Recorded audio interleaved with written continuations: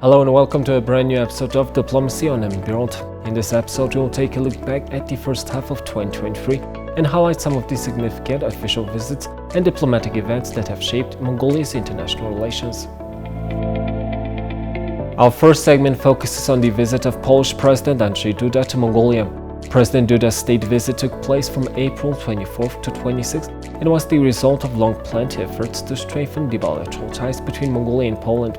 During his visit, President Duda praised Mongolia's democracy and acknowledged its potential role in resolving the ongoing conflict in Ukraine. The two countries have enjoyed diplomatic relations for over 70 years, with trade primarily centered around wool, cashmere and other goods imported from Poland. The visit highlighted the growing cooperation between Mongolia and Poland in various fields, including politics, education, culture and humanitarianism. Mongolia and Poland established diplomatic relations on April 14th of 1950. Poland is Mongolia's second-largest exporter among European Union countries and the seventh-largest globally in 2021. President of Mongolia Khrushchev and the First Lady have welcomed President Duda and the First Lady Agata Kornhauser-Duda, who are paying an official visit to Mongolia at the Sukhbata Square. Following the welcoming ceremony at the Central Square, President Khrushchev and President Duda paid their respect to the statue of Chinggis Khan. Then Polish President signed a book of honored guests at the State House. During the visit, President Khrushchev and President Duda held official talks and discussed issues such as friendly relations and cooperation in the international relations. Mongolian officials discussed cooperation with Poland on major goals included in Mongolia's long-term development policy Vision 2050, the mid-term New Revival policy, the food supply and security, and 1 billion trees campaigns, and the President's Message 2100 scholarship program. The presidents also exchanged views on expanding and developing relations in agriculture, light industry, infrastructure, education, and culture. On Tuesday, the Polish-Mongolian Business Forum was held at Shangri-La Hotel on the sidelines of the official visit. Spowodowane jest to kilkoma czynnikami. Mongolia is a unique and interesting Central Asian market that attracts a lot of interest from Polish businesses. In past years, Polish export to Mongolia has increased steadily. In 2021, Polish exports to Mongolia reached around $70 million. Poland exports food products, garments, and construction materials. Polish companies are actively working in the mining and heavy equipment sectors, and Polish businesses are interested in investing in Mongolia. Our country presents a favorable business environment for foreign companies. We are looking forward to boosting business and trade cooperation between our two countries. Do Mongolii, do Ulaanbaatar. Andrzej Duda was elected President of the Republic of Poland in 2015 and was re-elected in the 2020 presidential election. This will be the first visit of a Polish president to Mongolia since the visit of President Bronisław Komorowski in 2013. Next, we turn our attention to the historic visit of French President Emmanuel Macron to Mongolia. This visit took place on May 21st and marked a significant milestone in the bilateral relations between Mongolia and France. The two countries established diplomatic relations in 1965, and Macron's visit underscored France's continued support for Mongolia's independence, democracy and modernization. The visit also emphasized the shared values of democracy, human rights and democratic governance between two nations. Discussions between President Macron and Mongolian President Khrushchev focused on strengthening business relations, cultural ties, and cooperation in various sectors such as defense, economy, trade, investment, education, and science. Emmanuel Macron's visit is the first visit to Mongolia of a French head of state. France was the sixth Western country to establish diplomatic relations with Mongolia and the second Western country to open an embassy in Ulaanbaatar. The visit demonstrates the growing recognition of Mongolia's significance on the international stage and highlights the mutual desire of the two nations for increased cooperation and collaboration. President Macron's visit has the potential to pave the way for enhanced economic, cultural, and political exchanges between France and Mongolia. It provides an opportunity for both countries to explore areas of common interest, such as trade, investment, tourism, and environmental cooperation. President Macron's state visit to Mongolia signifies a positive development in bilateral relations between France and Mongolia. It opens up avenues for further engagement and cooperation, benefiting both nations and fostering a deeper understanding between the people of France and Mongolia. Dans le cadre de la visite d'État During President Emmanuel Macron's state visit to Mongolia from May 21st to 22nd, important international relations matters were discussed. The leaders focused on strengthening relations and forging a strategic partnership between the two nations. They explored avenues to boost the economy, promote investment, and jointly undertake significant development projects for mutual benefit. The presidents exchanged views on expanding cooperation in several key sectors, including green energy, road transport, healthcare, agriculture, culture, education, and humanitarianism. The two leaders hope to implement joint projects to yield positive outcomes for both countries. They also delved into collaboration on initiatives such as the food supply and security and 1 billion trees campaigns and President's Message 2100. The meeting between President Khrushchev and President Emmanuel Macron marked an important step in strengthening ties and fostering collaboration on various fronts. The discussions held during the visit laid the foundation for a mutually beneficial and prosperous partnership between the two nations. In our third segment, we highlight the Ulaanbaatar Dialogue on Northeast Asian Security. The international conference, initiated by Mongolia, aimed to ensure security and strengthen peace in the region. Celebrating its 10th anniversary this year, the dialogue brought together representatives from many countries, international organizations, and domestic institutions. The discussions covered a wide range of topics, including the Korean Peninsula issue, humanitarian cooperation, security, agriculture, energy, tourism, natural disasters, and the green economy. The Ulaanbaatar Dialogue served as a platform for open discussions and the free exchange of opinions addressing the current regional and international security situation. Ulaanbaatar Dialogue International Conference on Northeast Asian Security has been held regularly since 2014 in an effort to contribute to the establishment of a dialogue mechanism within the region.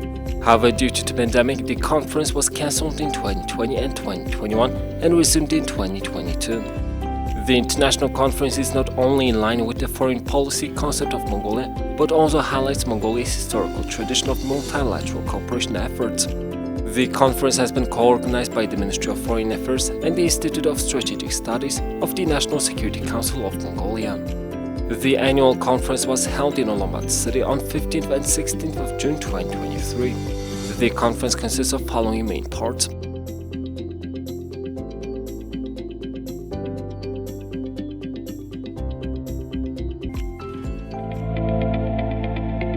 No, thank you very much. It's, the world is actually flooded with a lot of challenges, but at the global level, we are definitely concerned about heightened tension between major military powers. And in fact, all nuclear weapon states are modernizing their arsenals, in some cases increasing their arsenals. So we are almost on the verge of an arms race. And so, there is a big global level concerns when it comes to all disarmament related issues. Now, of course, for us, the key is to make sure that the norm of not using nuclear weapons is definitely upheld, maintained. I think Mongolia, as one country that has declared to be nuclear weapon-free status, it has such a strong political significance in organizing this kind of a platform where a few of nuclear possessor states actually are relevant in the regional security. I mean, of course, in the immediate sense, the DPRK's nuclear ambitions quite a concern. Repeated missile launches is another big concern for all of us. But beyond that, I think all countries in the region and also other states that have a stake in the region should use this kind of a platform to re-engage in dialogue. There is no solution other than dialogue and diplomacy when it comes to security. I cited President Kennedy in my speech, Some people say that when the security situation is worsening, getting worse, it's not the time to think about disarmament. But history shows that that is not the case. In 1962, Cuban Missile Crisis, that was the closest point where the world went almost to nuclear war. And with that experience, both at the time, of course, the Soviet Union and the United States, they felt this is too risky. And the way to actually achieve the stability and peace and security is through dialogue and disarmament, arms control efforts.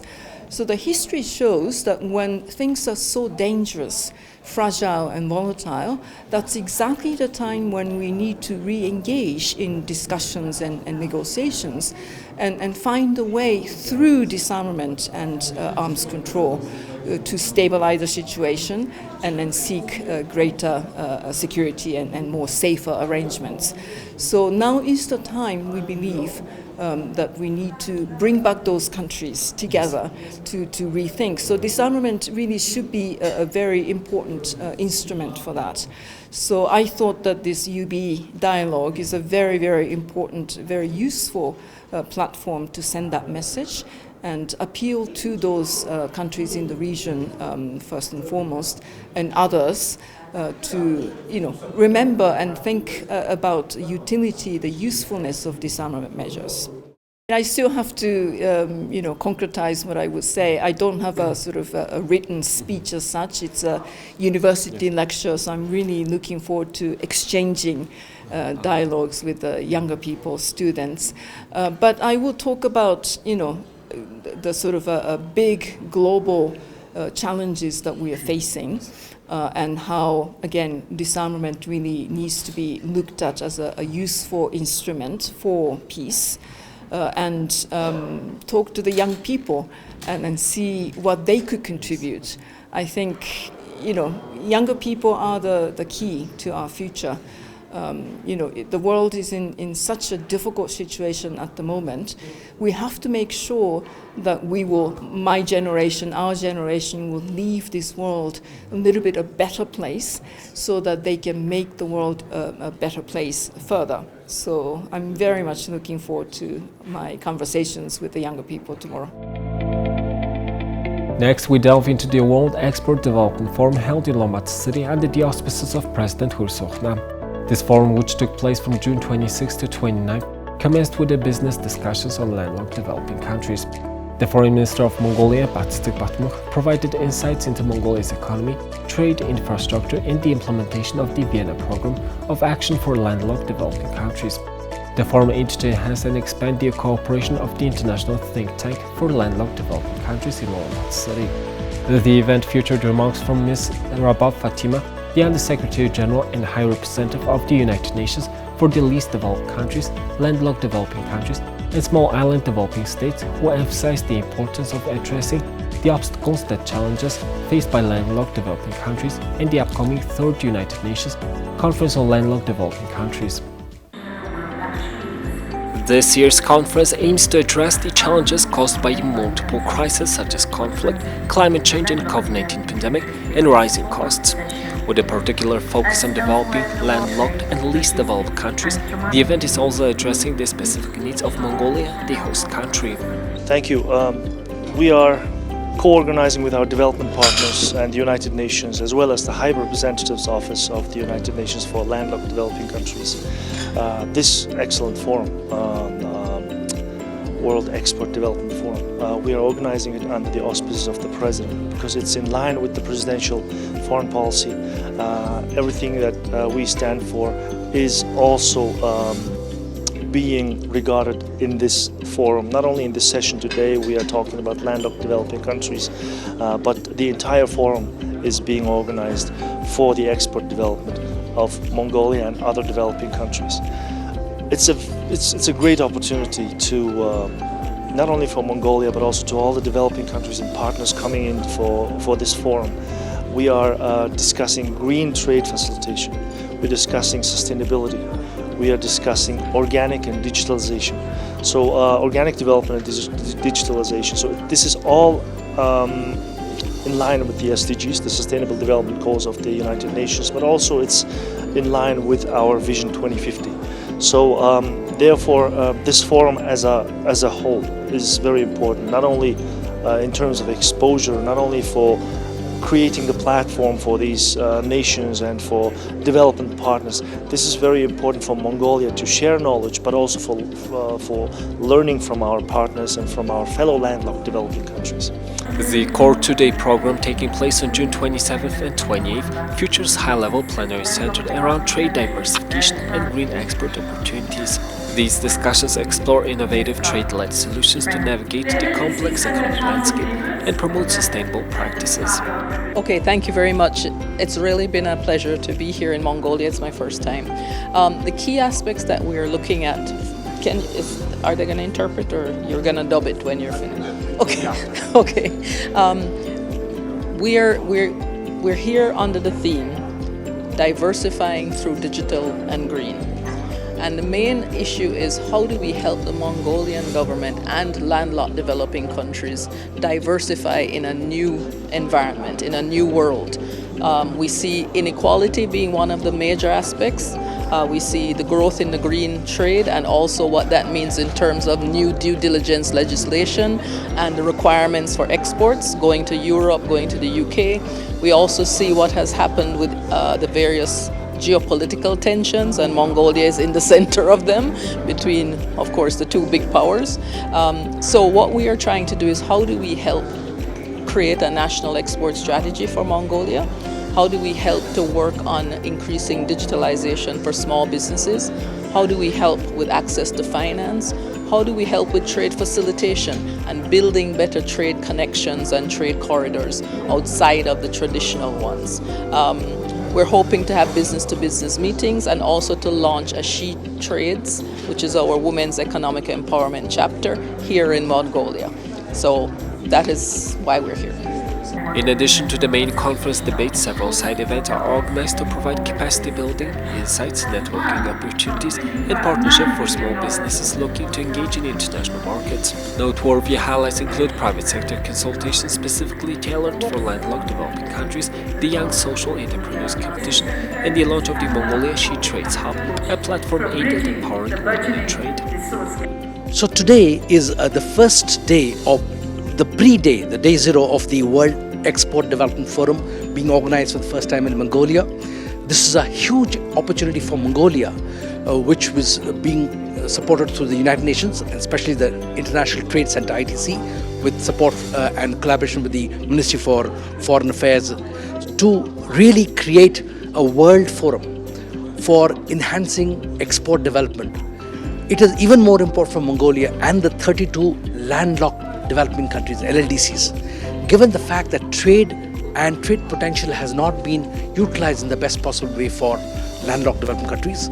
Mongolia's leadership in enabling its trade development is a huge opportunity. So not only does it open doors for Mongolia to be a kind of a leader in this whole area of trade facilitation, trade development, trade, the four facets of trade we're looking at, and in terms of also the transport corridors, the different routes that we're looking at, innovative solutions, how we can really leverage the huge potential that Mongolia and other LLDCs have. Specifically for Mongolia, it's very important because Mongolia is very, very rich in its natural resources and especially mineral resources. 85% of Mongolia's exports is to neighboring countries and as raw material. The huge economic potential that Mongolia has to really have value-added processed finished products at a higher economic value to be offered to the world. And there we need to find solutions going beyond its landlocked boundaries to find different new innovative approaches, leveraging digitalization, e-trade, e-commerce, and all those processes. So this World Export Development Forum is certainly going to give us, especially for Mongolia and all other 31 other landlocked development countries, the opportunity to discuss, find solutions, innovative ways to approaches, strategies to really leverage its trade potential.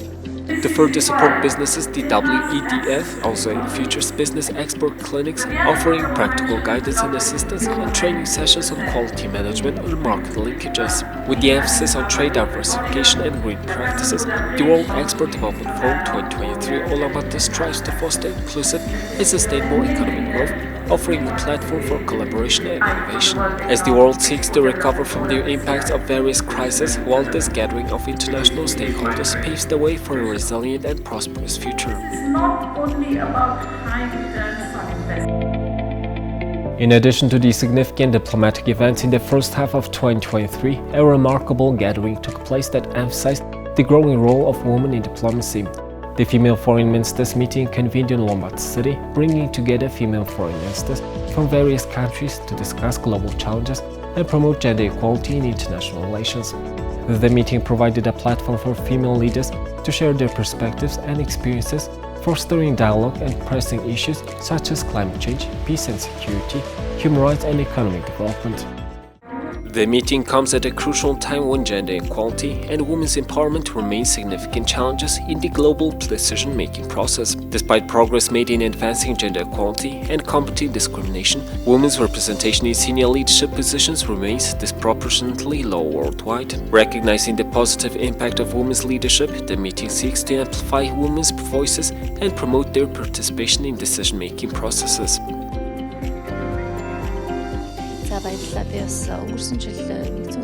Last year, during the United Nations General Assembly, I had the opportunity to meet with female ministers. It is worth noting that more than 30 out of 193 UN member states have female ministers.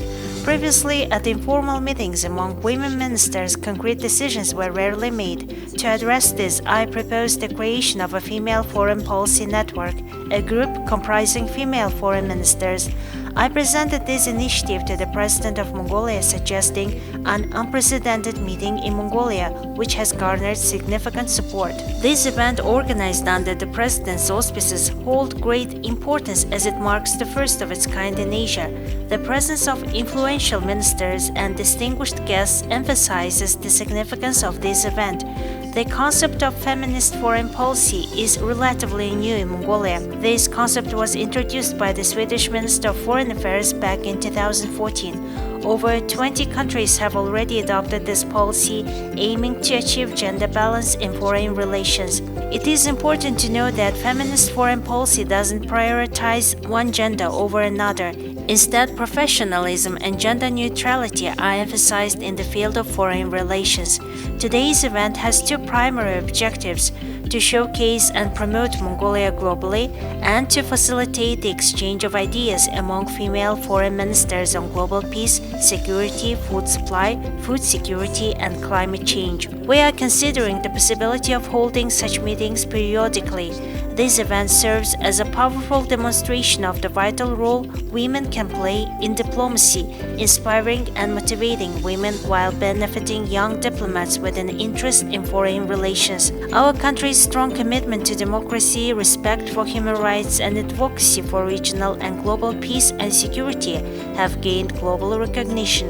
The value of freedom is paramount, and hosting various meetings within our country yields numerous benefits. With the increased frequency of large-scale state visits, we have effectively showcased our country's capabilities and contributions on the international stage.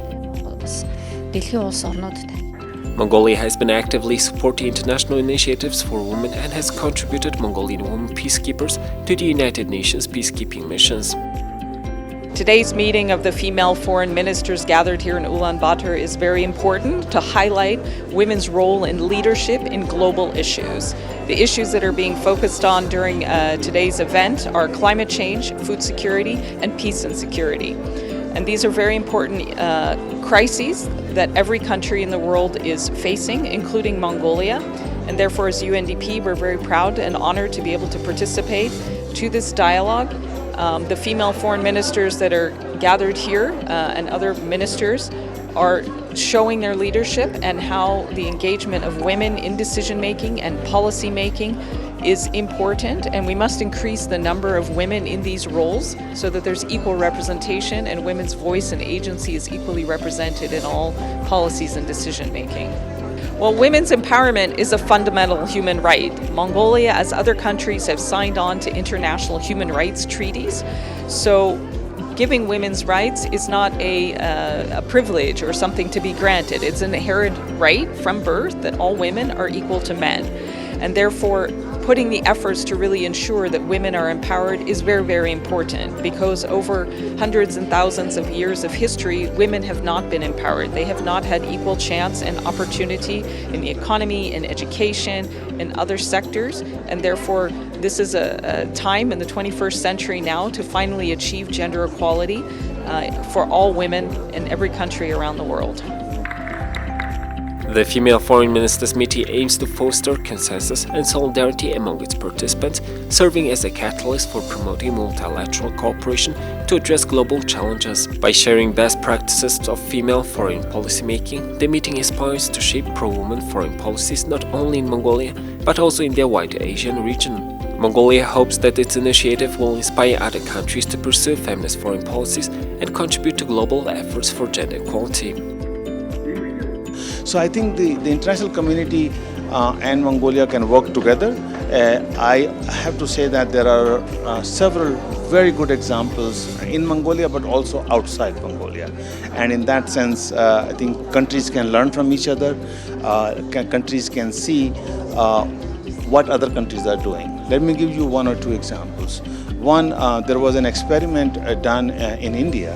Younger women were given a chance to work with the women leaders, and that really sort of they served as a role model, and in that sense I think that really brought out a lot of confidence and inspiration amongst young women, so they are able to break their barrier. Same thing was in Lesotho. There was a study done, or there was an experiment done where younger women were exposed to women leaders, and that really that inspired them. So I think countries can share experiences, share practices, countries can inspire each other, and in that sense, we all together can advance towards gender equality. Guided by the themes of peace and security, climate change, and food security, the meeting will provide a platform for ministers to deliberate and exchange information. The year 2022 witnessed increased geopolitical tensions, complicating the resolution of global challenges and exacerbating existing ones. Issues such as climate change, natural disasters, and the COVID-19 pandemic require greater international cooperation, as no country can tackle these challenges on its own. Particularly vulnerable are small and impoverished nations, which face rising unemployment, poverty, and political instability. These threats also pose risk to global peace, security, and the achievement of the Sustainable Development Goals by 2030. His Excellency Mr. Khurelsukh Ukna, President of Mongolia, Her Excellency Ms. Batsetsek Batmong, Minister for Foreign Affairs of Mongolia, Excellencies, distinguished colleagues, I'm honored to join you for the first ever Women Foreign Ministers meeting in Mongolia. At the outset, I thank and commend the Government of Mongolia for this important initiative. I deeply appreciate its long tradition of pursuing a feminist foreign policy and placing women at the forefront of its socio-economic endeavors.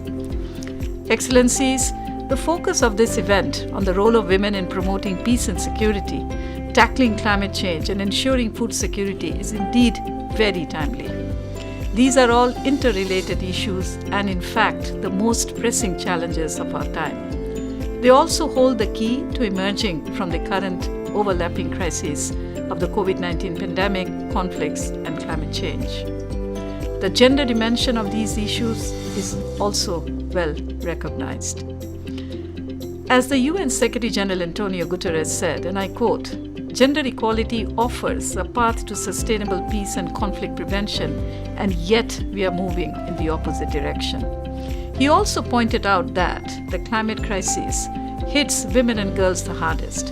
They suffer disproportionately from the lack of food, water scarcity, and forced migration. Governments, civil society, and international institutions must prioritize knowledge sharing, resource mobilization, and joint actions to eliminate gender-based violence in all its forms and manifestations.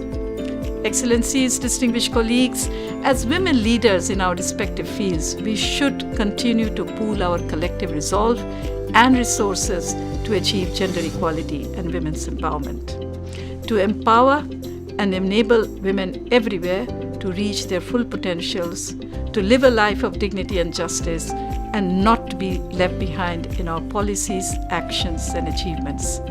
Through this meeting, we are sending a strong message of that resolve and commitment, and I'm honored to have been part of this excellent initiative. The consequences of climate change and the ongoing pandemic have further weakened worldwide food systems and amplifying existing inequalities. Mongolia, as the host country, has proposed the 3 guiding topics of discussion: the role of women in promoting peace and security, climate change, and food security. These topics reflect on the urgent need for collaborative action to address these pressing issues and achieve a sustainable and equitable future. The female foreign ministers meeting will be held in person in Ulaanbaatar with the honorable presence of Mongolia's president. Those unable to attend in person will have the opportunity to follow the proceedings throughout the live streaming. Panel discussions on the guiding topics will foster engaging conversations and facilitate the exchange of valuable insights and best practices among the participating ministers and officials. This groundbreaking meeting signifies a significant step towards promoting women's leadership in international affairs and advancing gender equality on a global scale. As female foreign ministers come together to address pressing global challenges, it is hoped that their collective efforts will lead to tangible progress and inspire young women and girls worldwide to strive for greater recognition, leadership, and participation in shaping our shared future. As we conclude this episode of Diplomacy, we have witnessed the impactful visits, dialogues, and gatherings that have shaped Mongolia's international relations in the first half of 2023. These events have not only strengthened bilateral and multilateral ties, but have also highlighted Mongolia's commitment to democracy, peace, and sustainable development. Thank you for joining us today. Be sure to tune in next time for more insightful discussions on Mongolia's diplomatic endeavors. Goodbye.